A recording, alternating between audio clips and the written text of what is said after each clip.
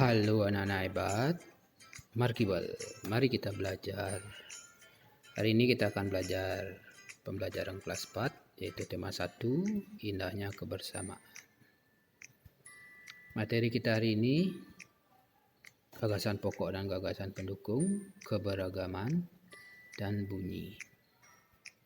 Ya, gagasan pokok dan gagasan pendukung itu erat kaitannya dengan paragraf anak-anak. Jadi anak-anak harus tahu mana namanya paragraf ya.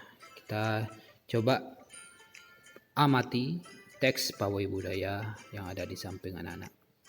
Jadi paragraf itu ciri-cirinya adalah awalnya itu lebih condong ke dalam dia anak-anak. Seperti ini, pawai dia lebih ke dalam daripada tulisan yang lain. Berarti itu awal paragraf sampai dekat. Nah, itu paragraf pertama.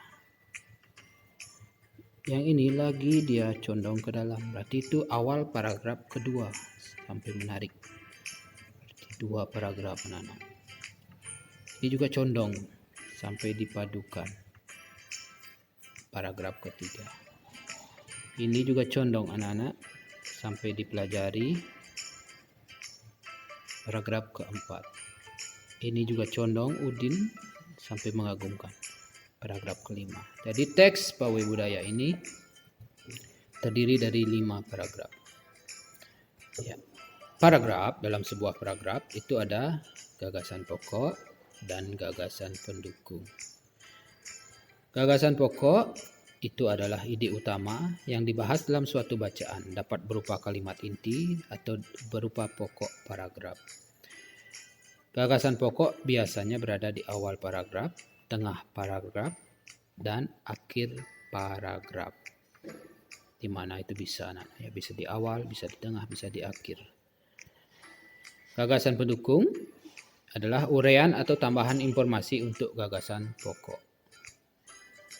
Gagasan pendukung biasanya menjelaskan atau memberikan gambaran tentang gagasan pokok. Jadi gagasan pendukung itu adalah berupa kalimat yang memberi dukungan atau menjelaskan tentang gagasan pokok. Kita langsung ke contoh anak-anak. Bapak ambil di sini adalah paragraf ke-1. Yang pertama anak-anak harus lakukan adalah membaca. Pawai budaya sangat menarik bagi warga Kampung Babakan. Pawai ini selalu menampilkan keragaman budaya Indonesia. Udin dan teman-temannya tidak pernah bosan menanti rombongan pawai lewat. Tahun ini mereka datang ke alun-alun untuk melihat pawai tersebut. Kakek Udin pun terlihat sabar menanti. Terdengar suara gendang yang menandakan rombongan pawai semakin dekat. Jadi kita cek ada berapa kalimat anak-anak? 1, 2, 3, 4, 5, 6. Ada 6 kalimat anak-anak. Kita uraikan dia sekarang anak-anak. Kalimat pertama, pawai budaya sangat menarik bagi warga Kampung Babakan. Kita analisis apa inti dari kalimat ini anak-anak. Yaitu tentang pawai budaya. Pawai ini selalu menampilkan keragaman budaya Indonesia. Kalimat kedua ini menjelaskan tentang pawai ini anak-anak. Kalau ini tentang pawai, kalau ini menjelaskan apa yang ditampilkan dalam pawai. Berarti ini menjelaskan kalimat nomor 1. Ya, berarti kalimat nomor 1 inilah yang gagasan pokok. Yang nomor 2 ini hanya menjelaskan dia. Yang nomor 3 juga menjelaskan. Yang nomor 4 juga menjelaskan tentang pawai budaya. Yang nomor 5 juga menjelaskan tentang apa yang akan dilakukan dalam pawai budaya. Yang nomor 4 juga, nomor 6 menjelaskan apa yang ada dalam pawai budaya. Berarti gagasan pokoknya adalah tentang pawai budaya, yaitu kalimat yang nomor 1. Ya, gagasan pokok, kalimat nomor 1. Kalau gagasan pendukungnya ya kalimat nomor 2, 3, 4, 5, dan 6 ya. Gagasan pokok dan gagasan pendukung ini bisa kita sajikan dalam peta konsep anak-anak. Seperti ini. Yang pertama di tengah-tengah kita buat dulu gagasan pokoknya. Bentuknya tidak harus begini anak-anak ya. Kalau di buku kelas 4 subtema 1 pembelajaran 1 itu beda bentuknya, tidak seperti ini ya. Gagasan pokok di tengah, setelah itu gagasan pendukung di samping-sampingnya diisi tanda panah seperti ini. Karena ada 5 gagasan pendukung, kita buat 5. Seperti itu anak-anak. Materi yang kedua anak-anak, bentuk keberagaman. Indonesia kaya dengan keberagaman. Ya. Contohnya adalah suku bangsa. Suku bangsa itulah sekelompok orang yang hidup bersama di suatu tempat dan memiliki ciri budaya yang sama. Contohnya suku Jawa, suku Sunda, suku Bali, suku Betawi. Dan masih banyak lagi ada suku di Indonesia, anak-anak. Bahasa daerah. Bahasa daerah itulah bahasa yang dituturkan di suatu wilayah. Kalau di Jawa bahasa Jawa, kalau di Bali bahasa Bali, kalau di Jawa Barat itu ada juga bahasa Sunda.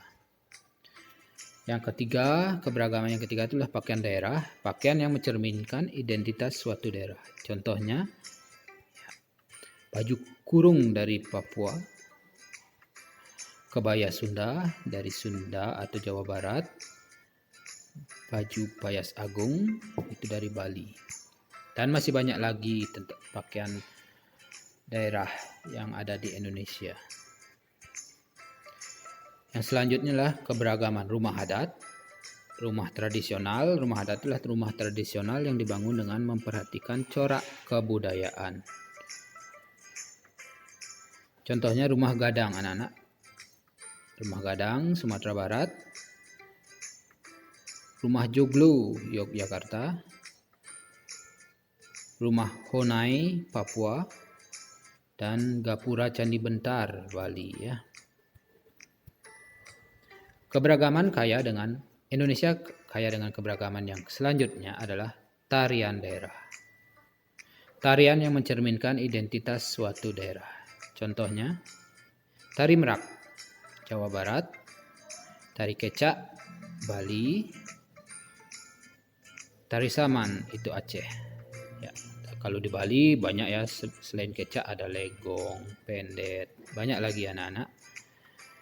Jadi tidak hanya ini tarian yang ada di keberagaman tarian daerah yang ada di Indonesia. Keberagaman berikutnya alat musik anak-anak. Alat musik tradisional khas daerah.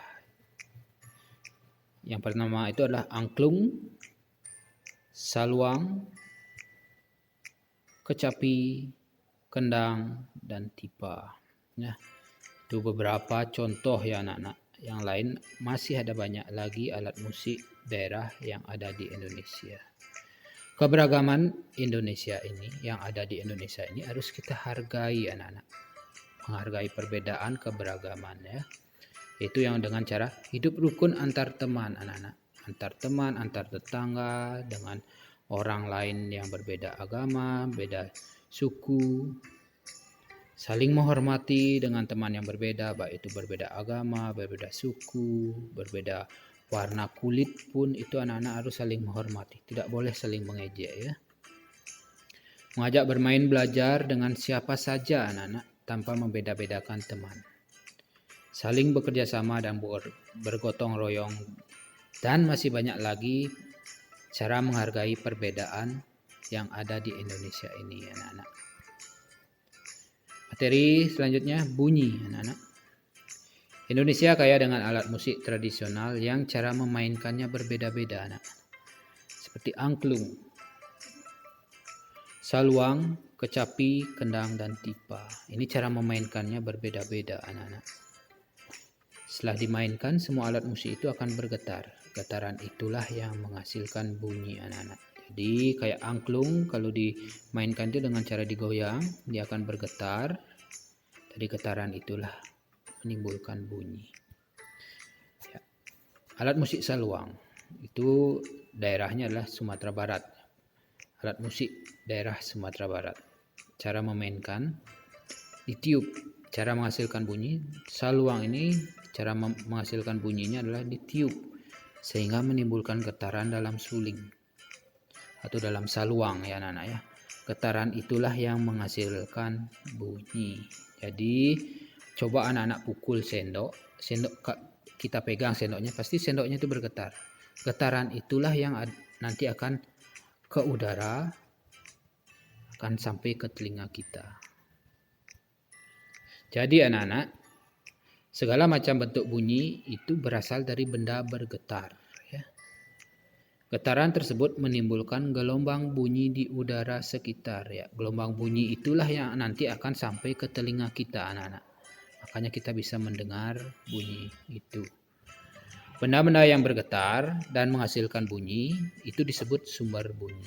Ya, contohnya sumber bunyi yang ada dalam gambar ini yaitu angklung, itu sumber bunyi, saluang itu sumber bunyi, kecapi itu juga sumber bunyi, kendang itu sumber bunyi juga, tipa itu sumber bunyi. Kenapa? Karena itu benda yang bergetar, ya. Baik. Terima kasih telah menyaksikan video hari ini. Silahkan diputar ulang-ulang videonya. Kalau belum mengerti, silahkan diputar ulang-ulang. Sampai ketemu pada video berikutnya.